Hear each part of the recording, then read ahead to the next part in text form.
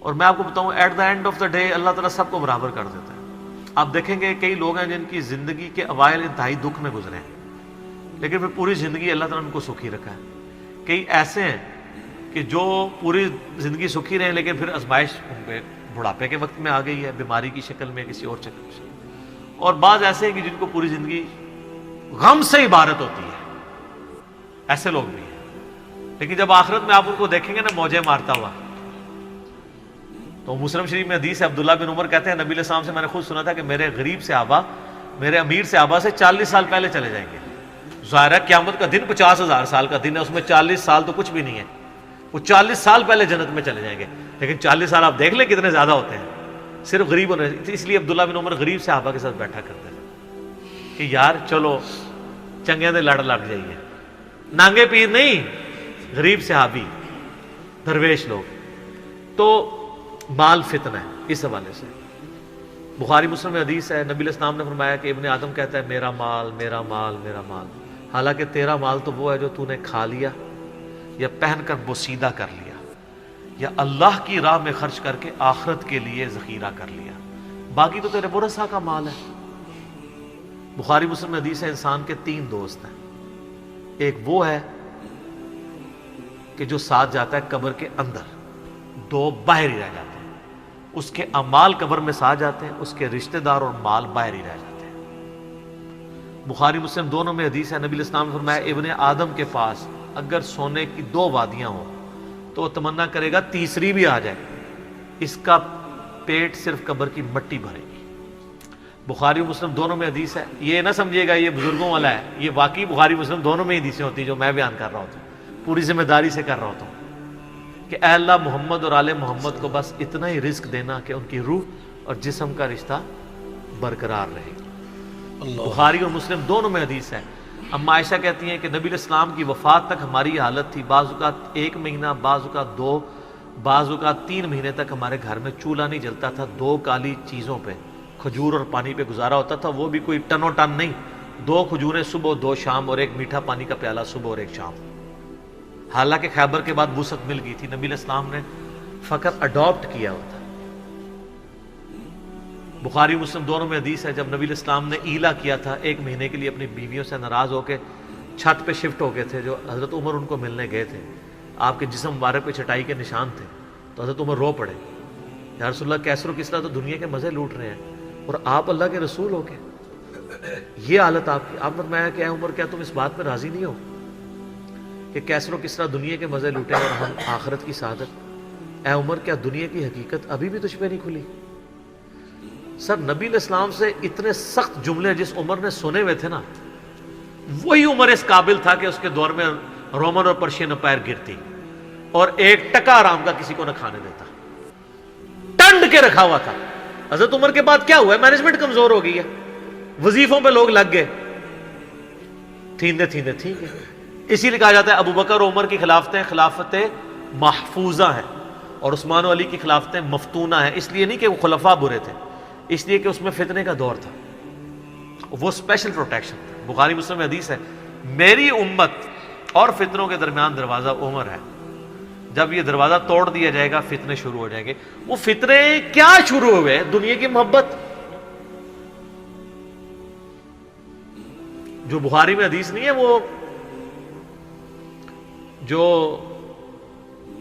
نبی علیہ السلام جب ہجرت کر رہے تھے تو حضرت ابوبکر رضی اللہ تعالیٰ عنہ آپ کے ساتھ تھے. تو ایک شخص جو کافروں کی طرف سے 100 اونٹ انعام رکھا گیا تھا تو وہ پیچھا کرتے، ابن جوشم، کیا نام تھا اس کا؟ سوراقہ ابن مالک ابن جوشم. وہ پیچھے آیا، اس کا گھوڑا دھس گیا، 2-3 بار ہوا، اس کو یقین ہو گیا. اس نے کہا میں آپ کی کوئی مدد کر سکتا ہوں تو بتائیں. تو حضرت بکر نے کہا کہ بس ادھر کی طرف نہ کسی کو آنے دینا ہمارا پیچھا کرنے کے لیے. تو پھر وہ جب جانے لگا تو پیچھے سے آواز دی اور کہا کہ رسول اللہ صلی اللہ علیہ وسلم کہہ رہے ہیں کہ میں سوراقہ کے ہاتھوں میں کسرا کے کنگن دیکھ رہا ہوں. تو وہ بڑا مسکرایا، وہ کہنے لگا کسرا دنیا کی سپر پاور اور اس کا جو بادشاہ جو لباس پہنتا ہے اتنا مہنگا، وہ میرے اوپر دیکھ رہے ہیں. اور دل میں شاید اس نے یہ بھی سوچا ہو کہ اپنی حالت یہ ہے کہ جان بچا کے 2 بندے چوری چھپے مدینہ جا رہے ہیں اور ہمیں یہ بشارت سنا رہے ہیں. تو نبی علیہ السلام کو یہ پتہ بھی تھا کہ امت کے لیے خزانے کھلیں گے, تب بھی آپ نے فقر اختیار کیا تاکہ امت پیچھے سے مال پانی نے شروع کر دے, کیونکہ ترمذی کی حدیث ہے ہر امت کا کوئی نہ کوئی فتنہ ہے, میری امت کا فتنہ مال ہے, سیدھی سی بات ہے. اور پھر حضرت عمر کے دور میں پھر کسرا کا جب لباس آیا تو کہا سراقہ کدھر ہے, پہنایا اور کہا چل کے بتاؤ, جب چلے تو پھر کہا لا دے. اس نے کہا میں مالک ان کا نہیں, نبی علیہ السلام نے صرف اس کا کہا تھا یہ مسلمانوں کا مال ہے, بیت المال میں جمع ہوگا, تو ملکیت نہیں اس کی حاصل کر سکتا, یہ ایونلی ڈسٹریبیوٹ ہوگا. تو سر, اور اس کے بعد پھر حضرت عمر رو پڑے, یہ سارا انہوں نے فلمایا عمر سیریز کے اندر.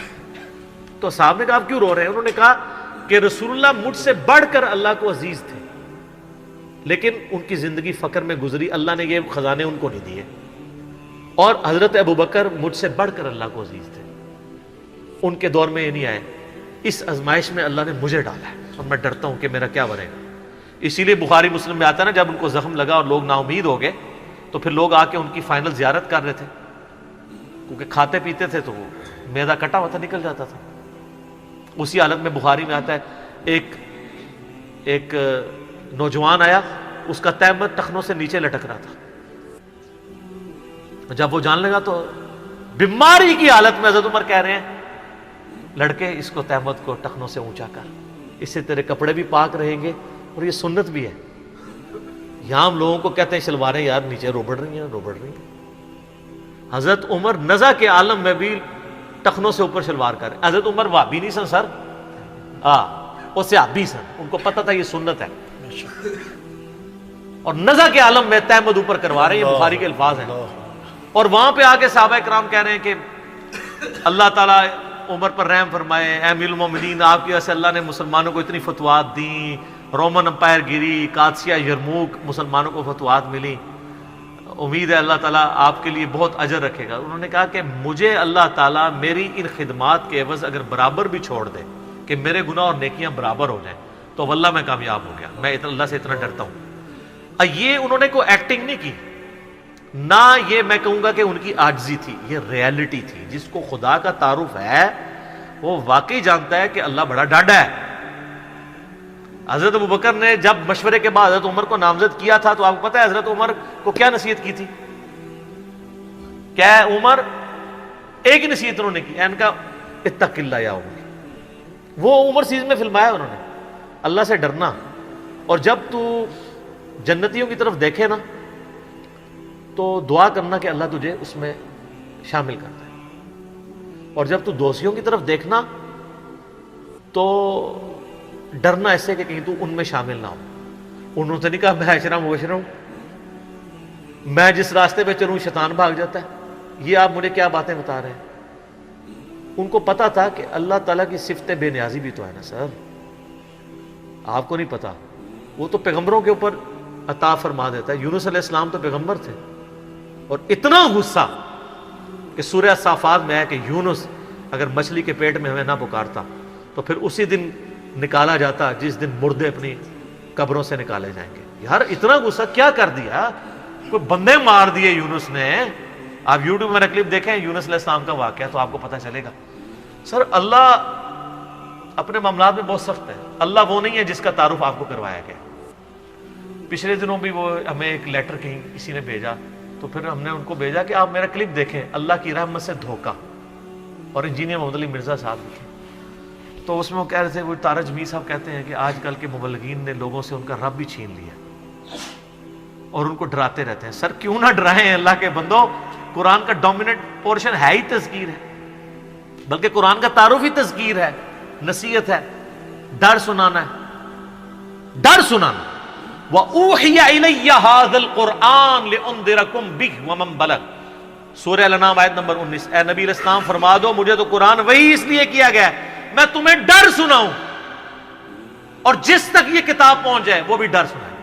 بخاری کے حدیث ہے آپ علیہ السلام ایک چوراہے سے گزر رہے تھے, کچھ صحابہ جو ہے وہ ہنس رہے تھے, آپ رک گئے. پھر آپ نے فرمایا جو کچھ میں جانتا ہوں نا تم جانتے ہوتے نا تو بہت کم ہنستے زیادہ رویا کرتے. بخاری مسلم میں حدیث ہے، عبداللہ بن عمر کہتے ہیں نبی علیہ السلام نے میرے کندھے پہ یوں ہاتھ رکھ کے نا فرمایا تھا عبداللہ اپنے آپ کو مردوں میں شمار کرنا، یعنی سمجھو کہ آج میں گیا ہی کہ گیا۔ سر جب یہ تلوار کسی کے سر پہ لٹک رہی ہو نا پھر اس کا قبلہ سیدھا رہتا ہے، ادروائز وہ یتیموں کا مال بھی ہڑپ کرے گا، بہنوں کی جائیداد پہ بھی قبضہ کرے گا، اور وہ ماں باپ بھی جو اپنی زندگی میں بیٹوں کو سب کچھ دے کے چلے جاتے ہیں اور بیٹیوں کو محروم کرتے ہیں۔ ہمارے پاس تو لوگ آتے ہیں، ہم ان کو کہتے ہیں تمہارے ماں باپ دوزخ میں جل رہے ہوں گے، اب بھی ٹائم ہے کہ ان کی وصیت بدل دو۔ قرآن میں بھی ہے کہ اگر کوئی غلط وصیت کر کے آتا ہے وصیت بدلو، اس کو عذاب سے بچاؤ۔